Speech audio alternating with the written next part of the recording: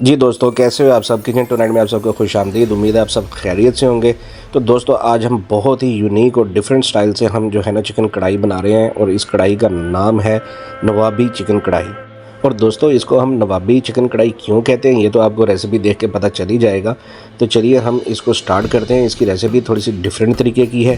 اس میں یہاں پہ میں نے 3 عدد میں نے پیاز لیے ہیں، اور تقریباً 20-25 کے قریب میں نے بادام لیے ہیں، اور 5-6 میں نے سبز مرچیں لی ہیں۔ اب ہم ان کو بوائل کر لیں گے۔ ان سب چیزوں کو ہم ایک اس میں پین میں ڈالیں گے اپنے، اور اس کے اندر تقریباً ہم ان کے لیول کے برابر ہی ہم اس میں پانی ڈالیں گے، اور ان کو 6 سے 7 منٹ کے لیے ہم ان کو بوائل کر لیں گے۔ بوائل کرنے سے کیا ہوگا دوستو؟ بوائل کرنے سے یہ ہوگا کہ پیازوں کی کڑواہٹ بھی ختم ہو جائے گی، اور جو ہم نے پیسٹ تیار کرنی ہے وہ پیسٹ بہت تھک سی تیار ہوگی، اور بادام بھی ہمارے جو ہے نا وہ تھوڑے ان کا چھلکا اتارنے میں آسانی ہوگی۔ تو اس لیے ہم ان چیزوں سب کو بوائل کر لیں گے۔ تو دوستو، جب تک ہمارا پیاز وغیرہ بوائل ہوتے ہیں، ہم اتنی دیر تک اپنے چکن کو میرینیٹ کر لیتے ہیں۔ چکن کو میں نے یہاں پہ اچھے سے میں نے دھو لیا، اور یہاں پر میں نے یہ مسالے لیے ہیں جس میں تقریباً 1 ٹیبل اسپون کے قریب نمک ہے، اور سرخ مرچ ہے، اور دھڑدھڑی مرچ ہے، اور ہمارے پاس زیرہ پاؤڈر اور دھنیا پاؤڈر ہے، اور ہم نے تھوڑا سا دہی کا استعمال کرنا ہے اس کے ساتھ۔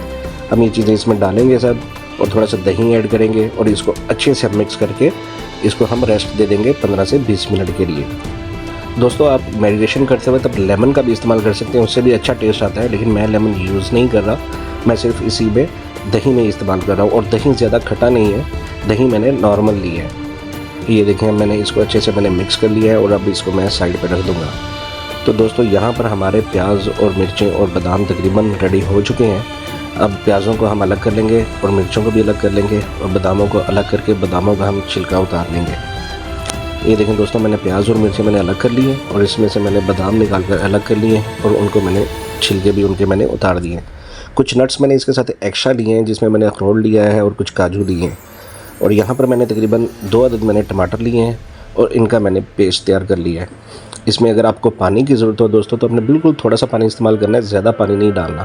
تو چلیے دوستو، اس کی اب تیاری شروع کرتے ہیں۔ تو ہم اپنے پین میں تقریباً ½ کپ ہم کوکنگ آئل لیں گے، اور اس کے اندر ہم یہ سب کھڑے مسالے جو ہیں، ثابت مسالے، ان کو ہم ایڈ کریں گے، جس میں میں نے سبز الائچی لی ہے، تھوڑی سی کلونجی لی ہے، دار چینی ہے، کڑی پتہ ہے، کالی مرچ کے دانے ہیں، زیرہ ہے، لونگ ہے۔ ان کو ہم اب ڈالیں گے اپنے کڑھائی کے اندر، اور ان کو ہم اچھے سے ان کو فرائی کر لیں گے۔ تقریباً 2-3 منٹ کے قریب ہم اس کو فرائی کریں گے اچھے سے۔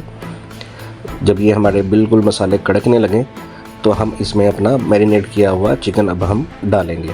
چکن آپ نے دھیان سے ڈالنا ہے دوستو، تاکہ آپ کے اوپر اس کے چھینٹے نہ آئیں، کیونکہ یہ جیسے ہی آئل گرم ہوتا ہے، جیسے ہی آپ یہ ڈالیں گے تو یہ فوراً چھینٹے ڈالے گا، تو اسے آپ نے بچنا ہے۔ تو اس کو اب ہم اچھے سے اب ہم مکس کریں گے۔ اس کو اب ہم تقریباً 10 سے 12 منٹ کے لیے ہم اس کو فرائی کریں گے اپنے چکن کو، تاکہ اس کا جو مسالہ ہے وہ الگ ہو جائے، اور ہمارا جو چکن ہے وہ بھی اچھی طریقے سے اس میں بن جائے۔ اس سٹیج پہ اب ہم ڈالیں گے اس میں لہسن ادرک کا پیسٹ، اور اس کو دوبارہ ہم 3 سے 4 منٹ کے لیے فرائی کریں گے۔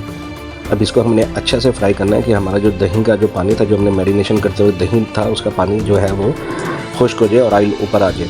جب آئل اوپر آ جائے گا اور پانی خشک ہو جائے گا تو ہم اپنا پیسٹ تیار کیا ہوا تھا جو وہ ڈالیں گے۔ اور یہ پیسٹ دوستو آپ نے یاد رکھنا ہے، یہ باداموں، پیازوں، مرچوں اور جو ہمارے تھوڑے سے نٹس تھے ان کا پیسٹ تھا۔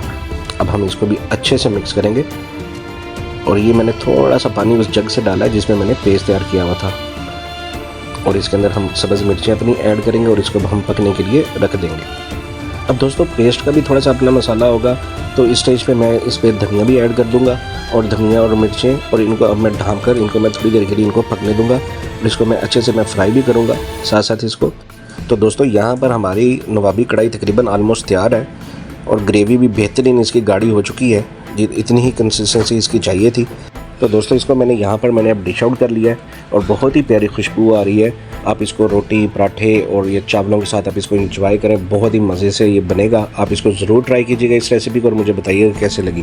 اور دوستو، اگر آپ ہمارے چینل پر نئے ہیں تو آپ ہمارے چینل کو ضرور سبسکرائب بھی کریں۔ تو ملتے ہیں انشاءاللہ نیکسٹ ویڈیو میں نیکسٹ ریسیپی کے ساتھ، تب تک کے لیے ٹیک کیئر، اللہ حافظ۔